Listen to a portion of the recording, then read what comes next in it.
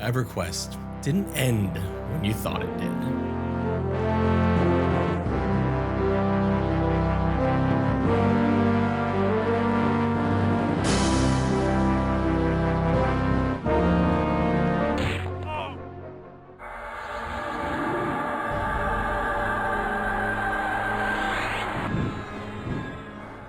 Everquest, the legendary mmorpg that launched in 1999, forever changing the genre until it got completely overshadowed by another MMO that was much larger in 2004. Well, it didn't end. Didn't end in 2004. It didn't end in 2002 with Planes of Power. Didn't end in 2010, and not even in 2020. In fact, some of my best experiences in Everquest have actually happened long before the expiration date that many people have put on the game, depending on when their favorite expansions were in its history. I decided to make this video largely because the recent announcement of Everquest's 30-second expansion, which holy shit, if that doesn't make you feel old watching this video, I really don't know what will. But the 30-second expansion, Shattering of Row, is bringing in some lore and storytelling that is actually right up my alley and key to what it is that I loved about Everquest early on. Gods and their petty ass drama getting everyone in so much shit, basically. That's the stuff. That's the stuff that got me into writing. Gods and Everquest and their petty shit. Except I guess this time, well, one of them's been murdered, so that's difficult.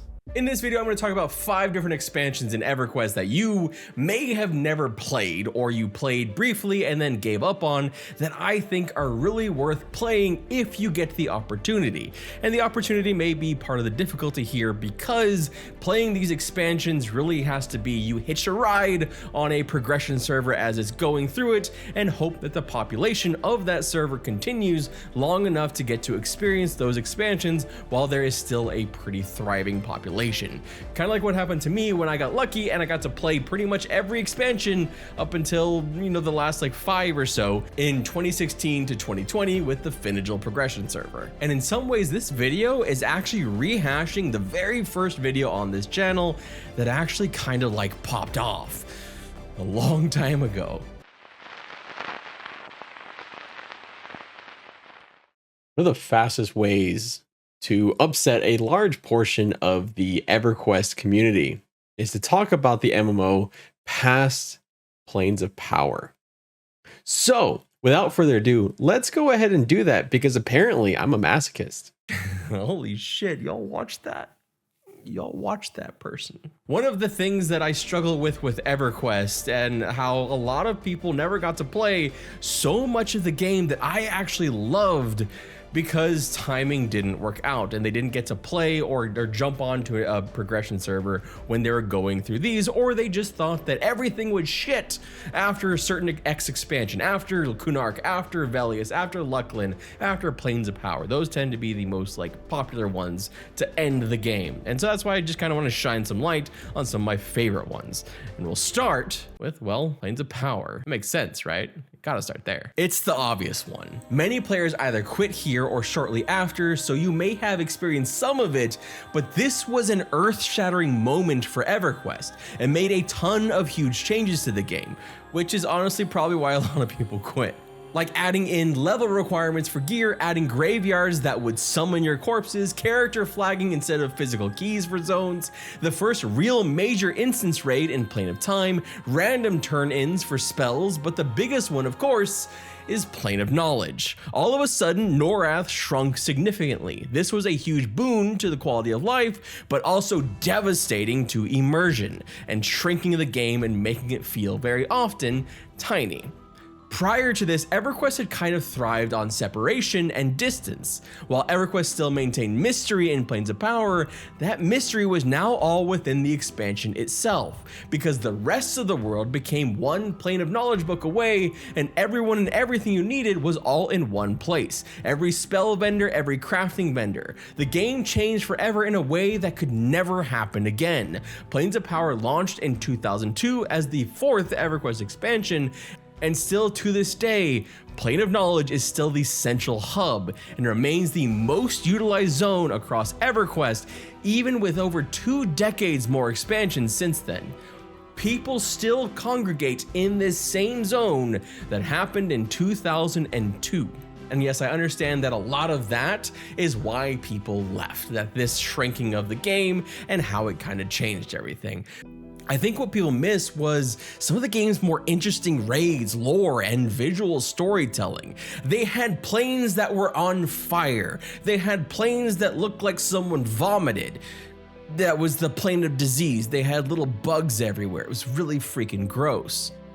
All of the planes just felt so distinctly unique, and the raids were exciting. Group content and solo content felt good and approachable, even if at times it felt a bit difficult. And this expansion boasts some of the best music of the series, outside of some of the original MIDI classics, at least in my opinion. I mean, just take a listen to this little selection here from a couple of the zones.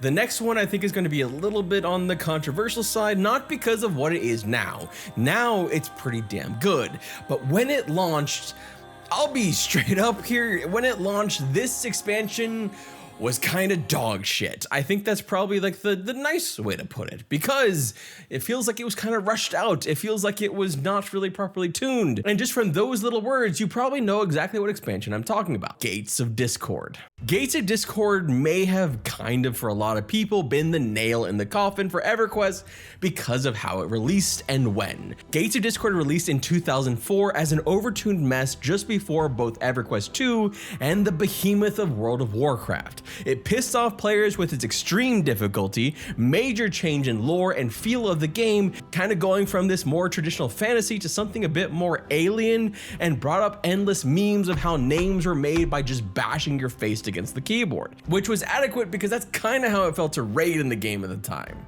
But since then, this expansion is much improved. Tuning is far more in line with what you'd expect, and while in era it's still a difficult expansion, it's probably easier than some of the later ones. Like Underfoot to me stands out as being a more difficult expansion at launch than this one is. Group and raid content are really solid, fun, and engaging, even if I think some of the zone design leaves a bit to be desired. A lot of the zones are just brown. They're very brown, and a lot of the enemies are very brown. It's a brown expansion, but it's still worth playing, I think.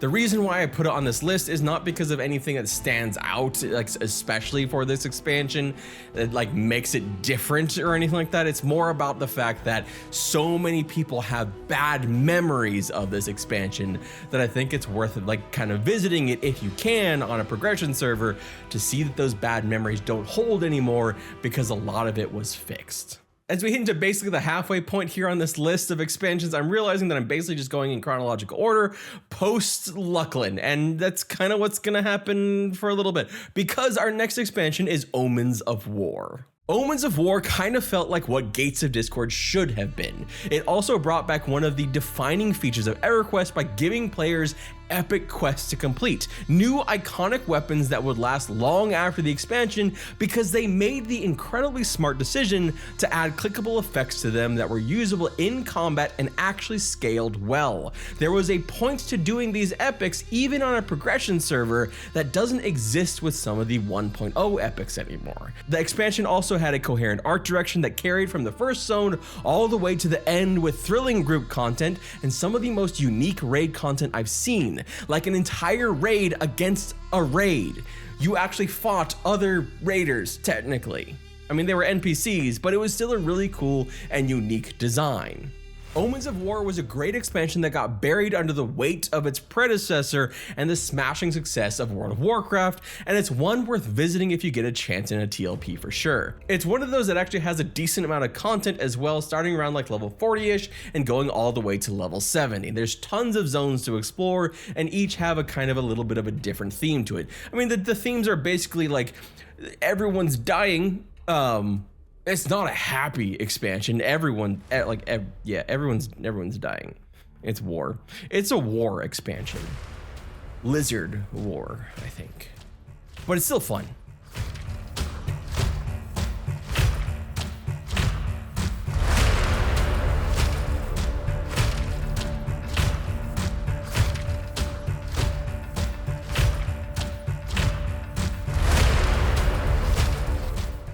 Speaking of dark themes and creepiness, the next expansion may be one of my absolute favorite themed expansions, Depths of Dark Hollow.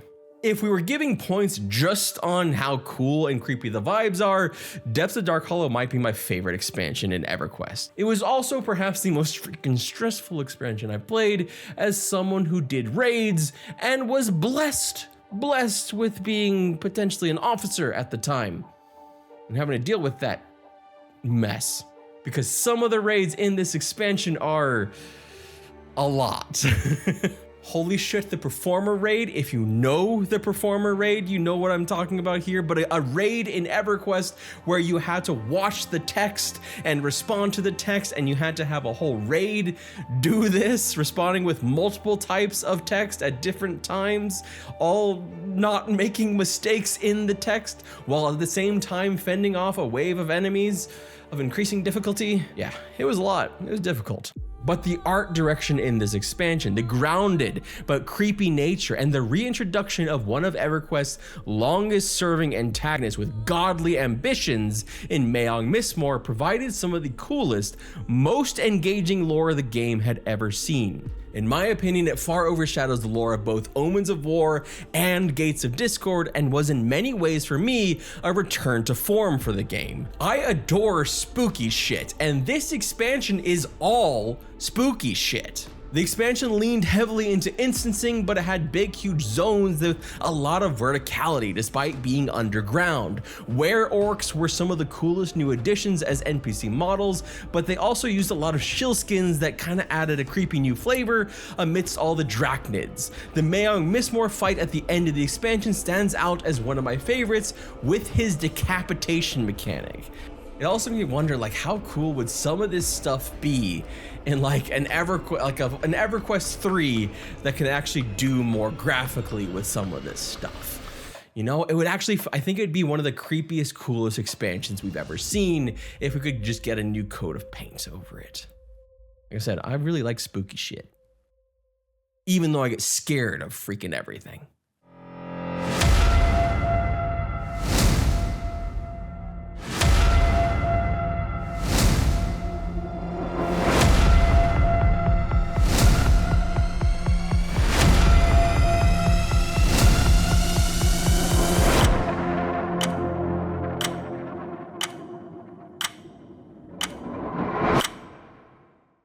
We jump forward a bit to our last expansion, which is the largest expansion on this list. It is the Serpent Spine. And the Serpent Spine is largely here because it was the last full expansion. That is, this is the last expansion we got for Everquest that looked at the entire game, level 1 through max level. There was solo content, there was group content, and there was raid content. There was also an expansion that tried to push character model fidelity forward, giving us a little hint of what could be possible, especially with armor models with the new Draken. this didn't go anywhere.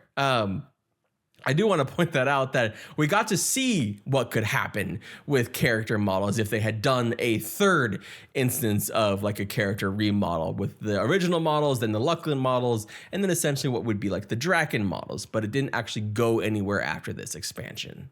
But because this is a full-on expansion that has content at every level, it harkens back to some of the earliest expansions, even if it feels like a little bit too little, too late. Through this expansion, there's a lot of really well-designed zones, fun creatures like really cool giants, and to fight in some really cool raids.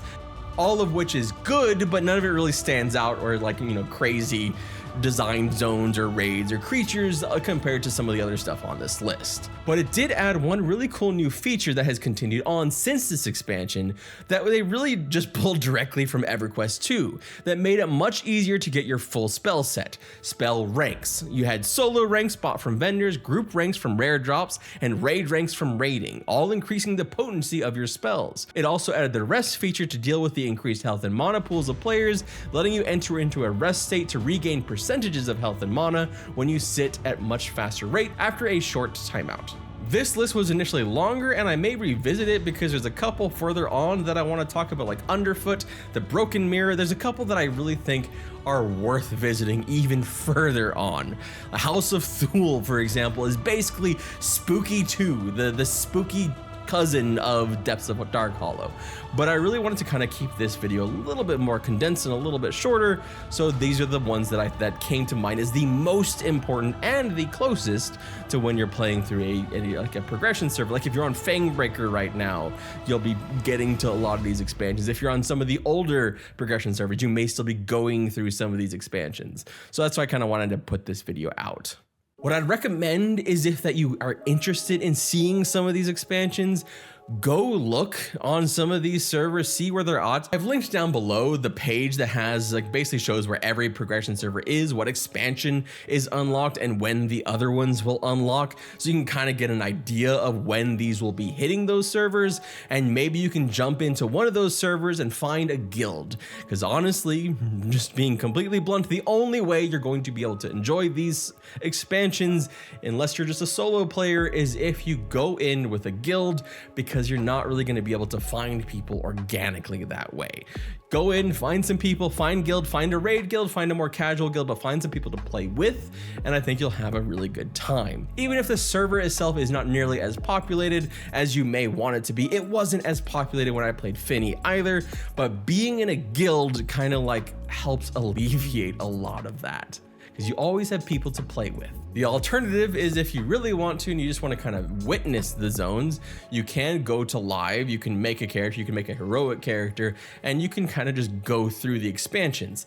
I am still of a mind that Everquest needs to work on things to kind of find a way to kind of get people into live, because I don't think live is approachable really for people.